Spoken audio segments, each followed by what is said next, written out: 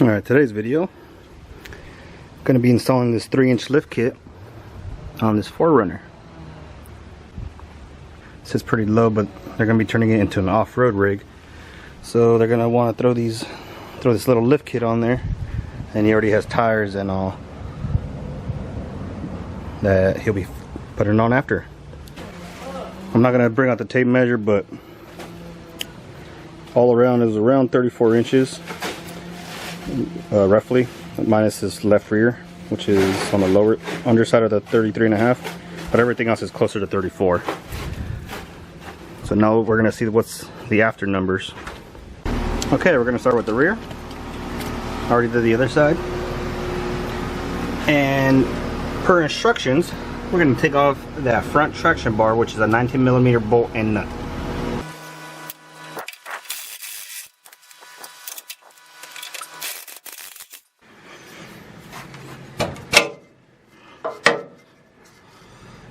And that's out.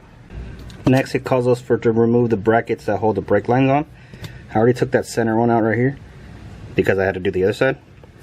And there's one right here, and then two of them under here. So they're the 12mm.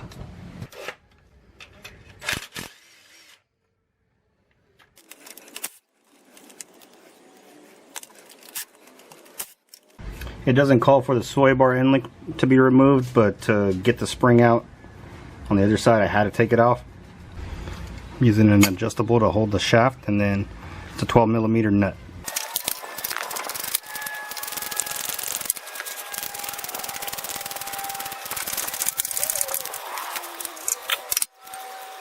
Okay, next we're going to put the jack just to where it sits under the axle, because as soon as we're going to take off this lower shock, it's going to want to fall down, so we're going to go ahead and support it. Now to take off the lower shock, it's a 17mm.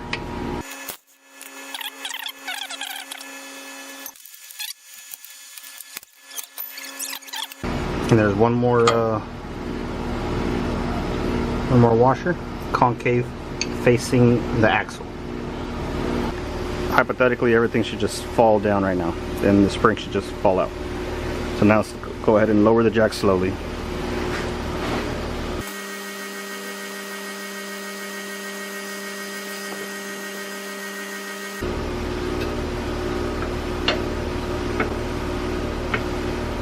And there you go. We got to remove this top hat, so we're going to put it on the new one. And right here you can see the spring comparison. It's a few inches taller. We have spring compressors. We're going to get on the middle to lower coils, which this is the lower side, and we're going to compress it just enough to slip in there, and we're going to uncompress it to grab it. But first we got to take off the shock. The top, there's at least on the other side there was two 14mm thin nuts. I don't know why there was two, but it was really annoying.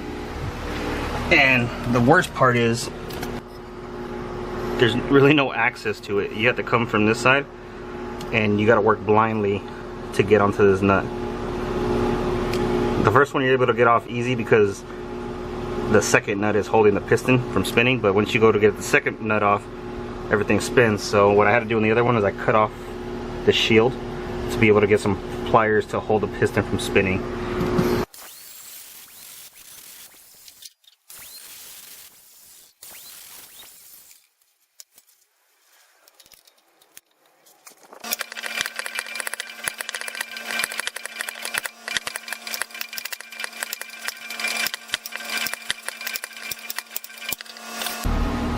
Now with the shock out, all we gotta do is install the new spring and the new shock.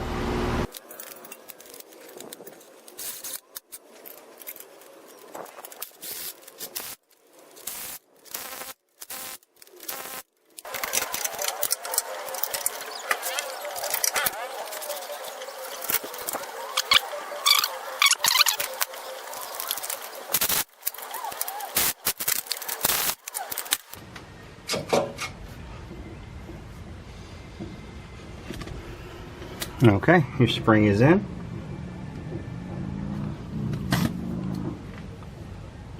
So I'm just gonna go gold on the bottom, rubber mount with the bevel facing the cone, and this little lip on both of them are going to face the inside, which sit in the hole where it's compressed against, and then silver washer on top with the nut.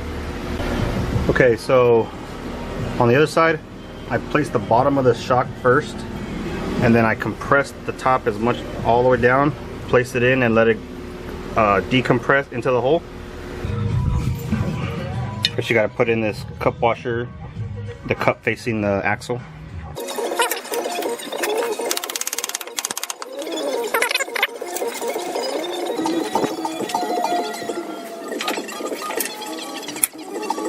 Okay, she's lined up.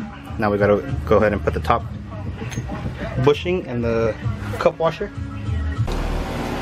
Torque for the bottom strut is 72 foot-pounds.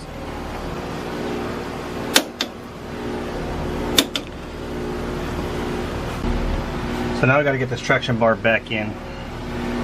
Might need to pull the ratchet strap.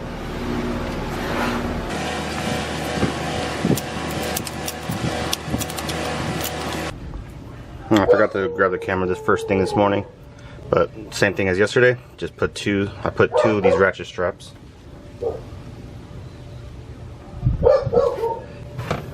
In this hole. And this shock mount bracket. And compressed them as tight as I could. And I jacked up right at the yoke right here. And it kind of pivoted it up and gave me that extra little length to be able to slide the bolt in. Get it nice and tight when the wheels are on the ground, so it's tightened down at right height.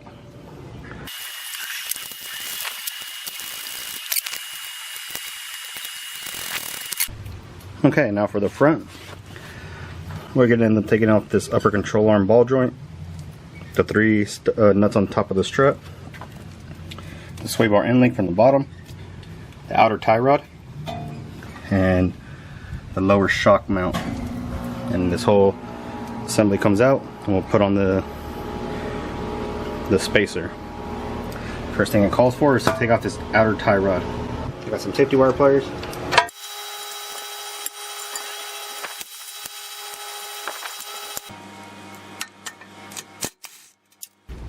Alright, now we're going to bang on the knuckle until the tie rod separates.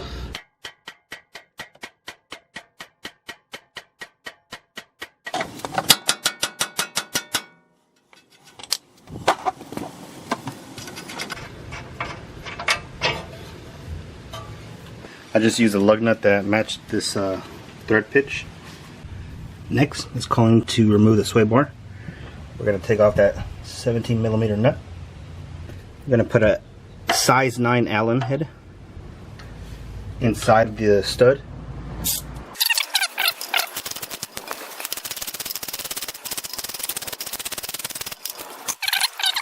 Now we're going to remove this ABS and brake hose bracket. It's a 12mm.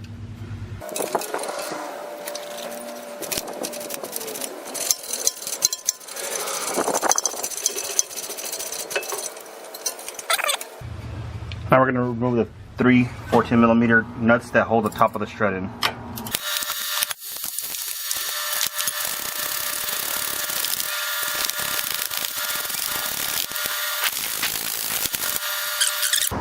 Got to remove this cotter pin to remove the nut that holds the upper ball joint in to the control arm.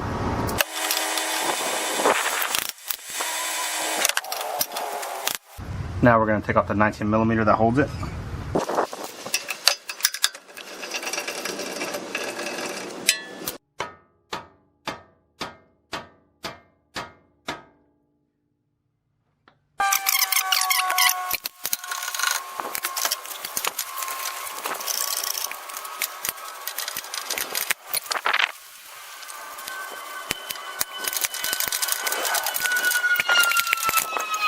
Now with the ball joint out, we can lower the assembly. The lower strut mount is a 19mm bolt and nut. I'm going to put a wrench on the back side and then impact the head of it off.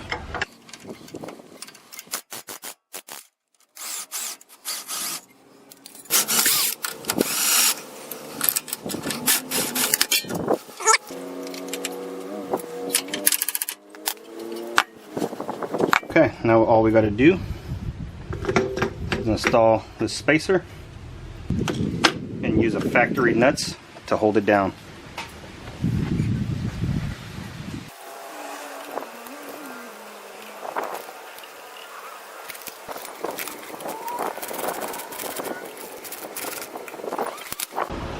It doesn't say what to torque these specifically, but it's saying to torque these to 47, so I'm just going to do that for the lower ones.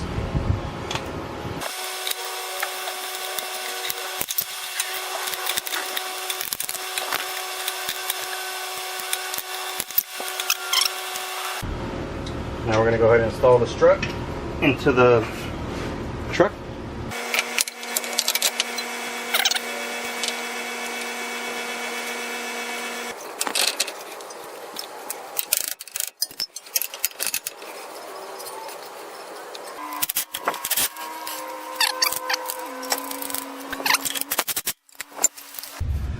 It gets torqued down to 100 foot-pounds.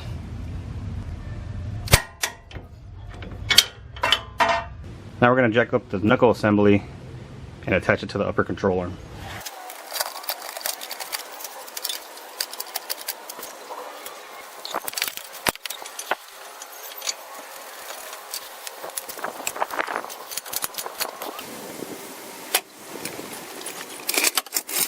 Going to go ahead and throw a cotter pin in here.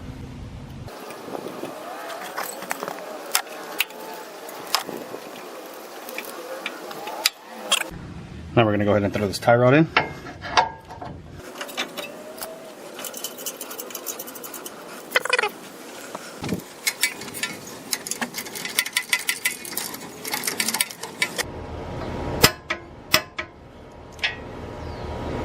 There you go, torque down to 65.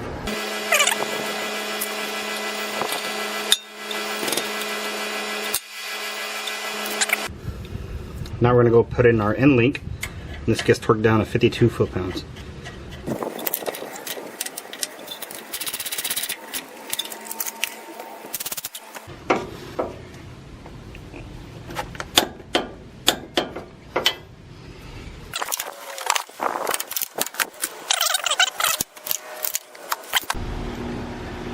Okay, now with the wheels on, this is sitting on the floor. It is noticeably higher. So, like I said, everything used to be 34 all the way around. Now we're sitting at 36.5 in the front. This is just putting it on the ground. It's already at 38. So, a solid 4 inches.